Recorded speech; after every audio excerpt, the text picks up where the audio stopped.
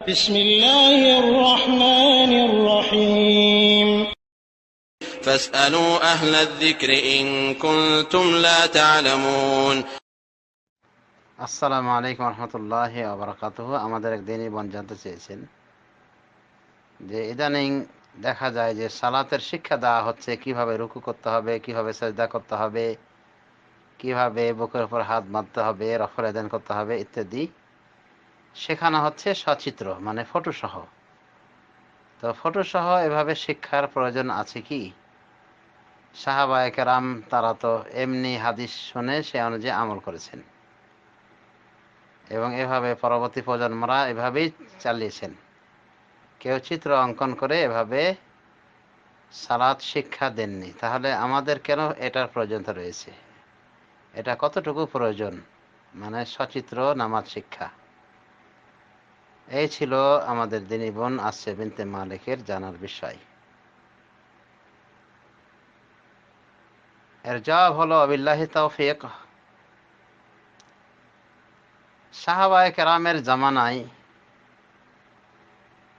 এভাবে ফটোগ্রাফির সিস্টেম ছিল না, ক্যামেরার সিস্টেম ছিল না, ভিডিওর সিস্টেম ছিল না, অডিওর সিস্টেম ছিল না।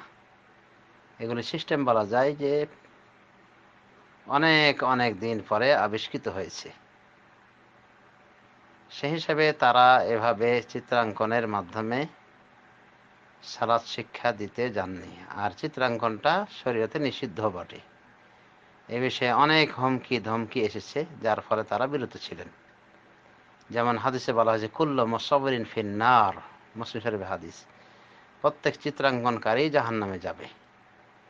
অনুভাবে আরো বলা হয়েছে আশাদ্দুন নাসি আযাবান আল্লাযীনা ইউযাহিউনা বিখালকিল্লাহ বা আও ইউযাহিউনা বিখালকিল্লাহ। সব থেকে কঠিন আযাব হবে ওদের যারা আল্লাহর সৃষ্টির সাথে সদৃশ্যতা পোষণ করতে যায়। আরো হাদিসে বলা হয়েছে আল্লাহ রাব্বুল আলামিন এই চিত্র অঙ্কনকারীদেরকে বলবেন কিয়ামতের মাঠে যে আহিউ মা খালাকতুম, যা তোমরা সৃষ্টি করেছিলে সেগুলিকে জিন্দা করো।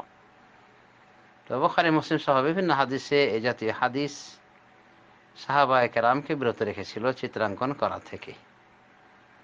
আর চিত্রাঙ্কন করে তুলি ইত্যাদির সাহায্যে চিত্র অঙ্কন করা এটা হারাম। অন্যভাবে ভাস্কর্য আকারে ফটো করা এটাও হারাম।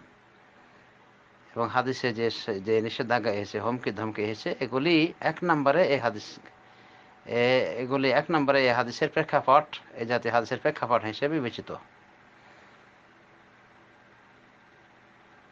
তো বর্তমান জামানা যে ক্যামেরা বদ্ধ ফটো বা ভিডিও ফটো, সাধারণত এর মাধ্যমে মানুষ এই সালাতের তালিমটা দিয়ে থাকে এইভাবে সচিত্র ফটোগ্রাফির মাধ্যমে। তো এটার কতটুকু প্রয়োজন আছে না আছে এটা জানার আগে আমরা জানবো যে এই জাতীয় ফটো এসব কাজে ব্যবহার বৈধ আছে কি নেই। ধর্মীয় স্বার্থে কিছু আলামাদিন বৈধতা দিয়েছেন। এই জাতীয় ফটোকে বিশেষ করে যদি মাথা না থাকে, সেটা ক্যামেরার মাধ্যমে হোক বা অঙ্কনের মাধ্যমে হোক, যদি মাথা না থাকে তো অনুমোদন করেছেন। এমন তারা এখন হাদিসকে পেশ করে থাকেন। রাসূলুল্লাহ সাল্লাল্লাহু আলাইহি ওয়াসাল্লাম বলেছেন আসসূরাতু হিয়া রাস ফাইযা কুতিয়া রাসু ফালা সূরা। প্রকৃত ফটো হলো মাথাটা, সুতরাং মাথা কাটা হয়ে থাকলে ওটা কোনো ফটো নয়। তো অনেক সময় দেখা যায় যে এই অজুর ট্রেনিং দিতে গিয়ে, সালাতের ট্রেনিং দিতে গিয়ে মাথাটা কাটা থাকে বা মাথাটা অস্পষ্ট আকারে থাকে, যেখানে চোখ মুখ নাক ইত্যাদি কিছু প্রকাশ পায় না, লেপা থাকে।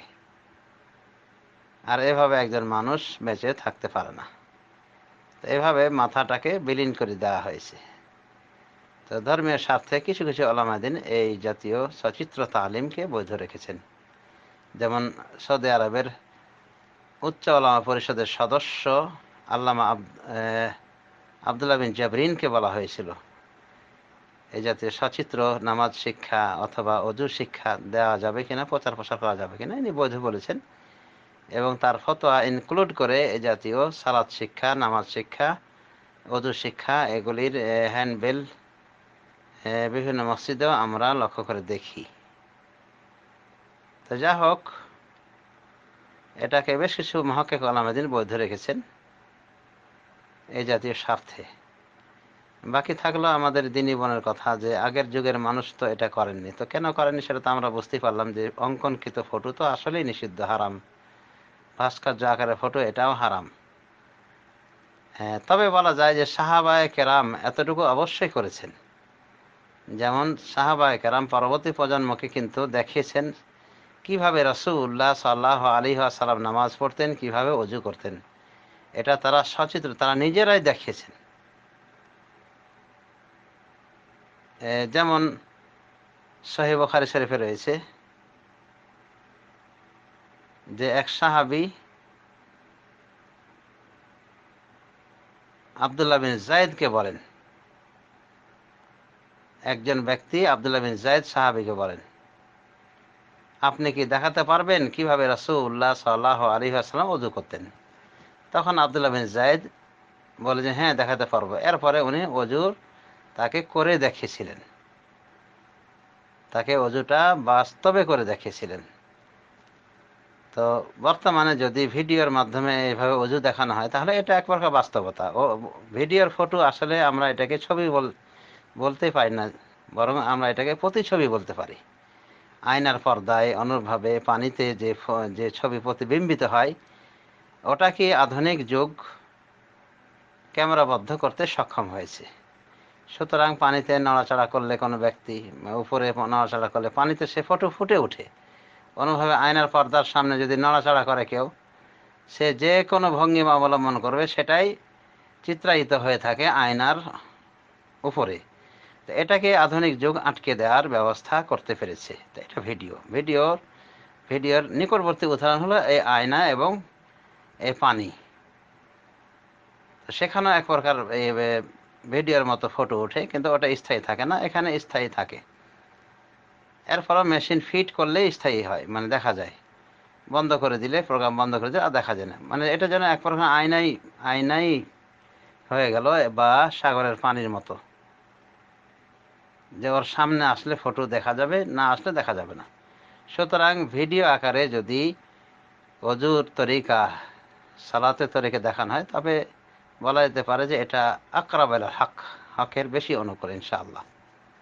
এটা দেখানো যেতে পারে, এটাতে কোনো অসুবিধা নেই ইনশাআল্লাহ। এর পরে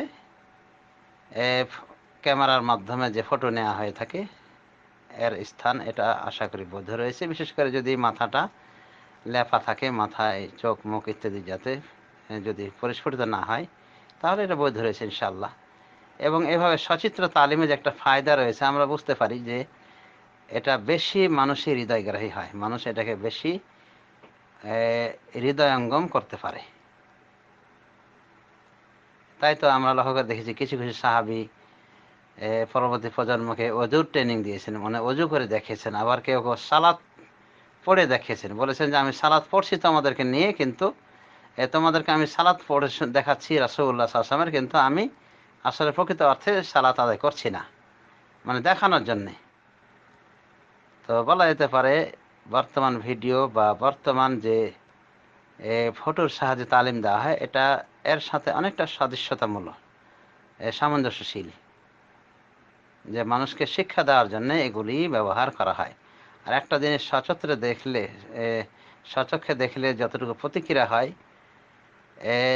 না দেখে ততটুকু প্রতিক্রিয়া আসে না। মুসা আলাইহিস সালামকে যখন বলা হলো যে তোমার কওম বিভ্রান্ত হয়েছে তোমার পরে, তারা বাছুর পূজা শুরু করে দিয়েছে, এটা শুনলেন, আল্লাহর কাছ থেকে শুনলেন, কিন্তু ততটুকু প্রভাবিত হলেন না যতটুকু প্রভাবিত হলেন বাস্তবে দেখে। বাস্তবে যখন দেখলেন তারা বাছুর পূজা করছে, তখন উনি তেলে বেগুনে জ্বলে উঠেছিলেন, রেগে উঠেছিলেন, এবং রাগে গোস্বায় ফেটে পড়ে উনি তাওরাতের যে খণ্ডগুলি তিনি ফেলে দিয়েছিলেন, মাটিতে ছুঁড়ে ফেলেছিলেন। এবং তার ভাইকে বড় হওয়ার পরও তার চুল দাড়ি ধরে টেনে এনেছিলেন, টানা শুরু করেছিলেন, আর বলেছিলেন তুমি থাকতে এরা গোমরা হলো কেন এভাবে।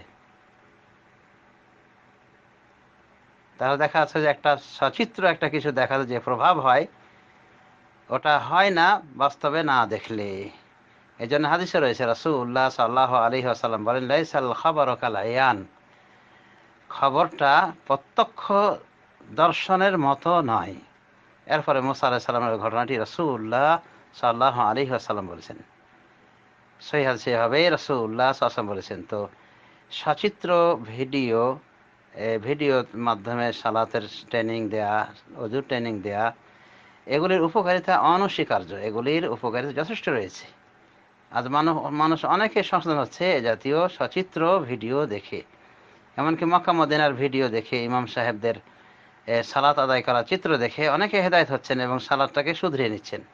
তো আশা করা যায় যে এগুলির একদিক থেকে ফায়দা রয়েছে, বিশেষ করে ভিডিও নামাজ শিক্ষা, অজু শিক্ষা, এতে ফায়দা রয়েছে। এবং এর পাশাপাশি ফায়দা রয়েছে যদি সেটা ফটোর মাধ্যমে শেখানো হয়ে থাকে। তবে সতর্কতামূলক, মাথা যদি না থাকে বা মাথা জল ছাপের মতো থাকে, অস্পষ্ট আকারে থাকে চোখ মুখ নাক, তাহলেও ইনশাআল্লাহ অসুবিধা হবে না। কারণ এক হাদিসে রাসূল সাল্লাল্লাহু আলাইহি ওয়াসাল্লাম প্রকৃত ফটো মাথাকেই অভিহিত করেছেন। আসসুরাতু হিয়া রাস ফাইজা কুতিয়া রাস ফালা সূরাতা, সহিহুল জামিতে হাদিসটি, যে প্রকৃত ফটো হলো মাথাটা, সুতরাং মাথা কেটে ফেলা হলে আর প্রকৃত ওটা ফটো থাকে না, ওটা মূলত ফটো থাকে না। তো আশা করা যায় যে যারা এগুলি প্রচার প্রসার করছেন তাদের একটা সৎ উদ্দেশ্য রয়েছে, সুতরাং আমরা এটাকে খুব একটা আপত্তিকর চোখে দেখব না ইনশাআল্লাহ, বরং এর যে ফায়দার সাইড রয়েছে সেটার প্রতি আমরা খেয়াল করতে পারি। এগুলো ছাড়াও তালিম হয় না এমন কথা না, এগুলো ছাড়াও তো তালিম চলছে এবং হতে পারে স্বাভাবিক। কিন্তু আধুনিক যুগ হিসেবে, বর্তমান প্রযুক্তি বিজ্ঞানের যুগ, সেই হিসেবে এগুলির ভিতরেও এতটুকু অ্যাড হয়েছে যে সচিত্র দেখানো হয়ে থাকে, এই আর কি। তো আশা করা যায় এটা তেমন আপত্তিকর নয় ইনশাআল্লাহ। ধর্মীয় স্বার্থে এটা দেখানো বৈধ রয়েছে। ভিডিওর মাধ্যমে এভাবে নামাজ শিক্ষা, ওযু শিক্ষা, হজ শিক্ষা, উমরা শিক্ষা, এগুলির ফায়দা আশা করা যায় যে ব্যাপক এবং সুদূর প্রসারী।